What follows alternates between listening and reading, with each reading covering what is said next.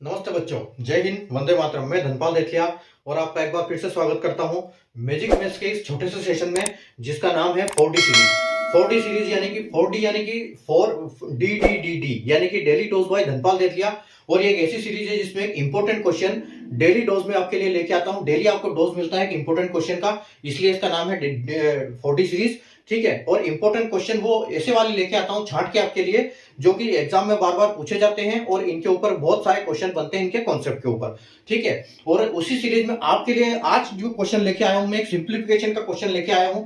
Simplification अगर आपने पहले कहीं सुना है या फिर पहले मेरे सेशन में कहीं पे भी देखा है, आपके किसी के भी सेशन में देखा है, तो आपको पता है कि सिंप्लीफिकेशन काम करता है बोडमास के नियम के ऊपर। तो बोडमास का नियम क्या होता है वो मैं आपको अभी क्वेश्चन के माध्यम से समझाऊंगा। बाकी डिटेल में आप जा सकते हो बोडमास के मेरे मल्टीप्लीकेशन के जो मेन अपना 9 बजे वाला सेशन है उसमें, ताकि उसमें आपको डिटेल में समझ में आ जाएगा। अभी मैं आपको ये क्वेश्चन सोल्व करके बताऊंगा कि कैसे इसको सोल्व करते हैं। जब बोडमास का नियम अप्लाई होता है सिंप्लीफिकेशन के क्वेश्चन के ऊपर, तो हम उसको कैसे सोल्व करते हैं। आप देखिए यहाँ पर क्वेश्चन है आपका, एक्स परसेंटेज ऑफ 125 प्लस 15 का square, 15 square is equal to 16 का स्क्वायर। ठीक है, इसलिए मैं आपको बोलता हूं कि आपको स्क्वायर याद होना चाहिए ताकि आप जल्दी से जल्दी इसको सिंप्लीफाई कर पाए। उसके बाद 2.5% ऑफ 640। देखो अब इसको कैसे सोल्व करेंगे। अभी ये क्या करता है, बोडमास के ऊपर काम करता है। तो बोडमास का एक क्या होता है, BODMAS।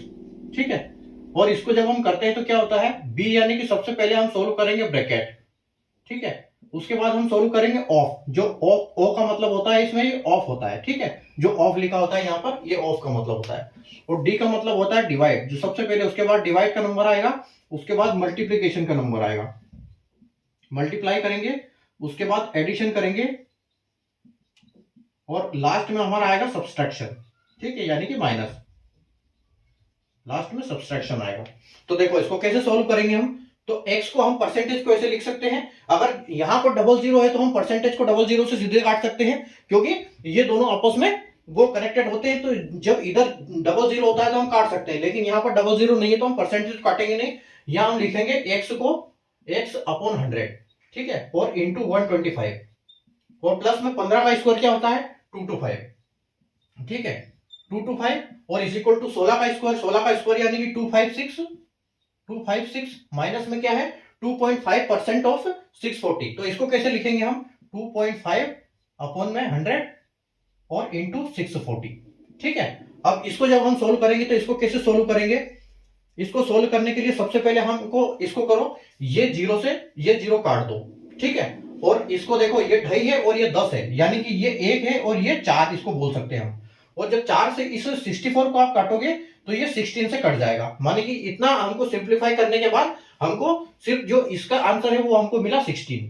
ठीक है, इसका क्वेश्चन इसको मिला, इसका हमको मिला 16। अब हमको करना क्या है, आप इसको x plus x upon 100 into 125 को छोड़ के बाकी 225 को इधर ले लो, यानी कि 256 बड़ा है तो 256 में से ये माइनस हो जाएगा, 256 माइनस ये 225 हो जाएगा, और उसमें से माइनस और एक क्या हो जाएगा, ये 16 माइनस हो जाएगा।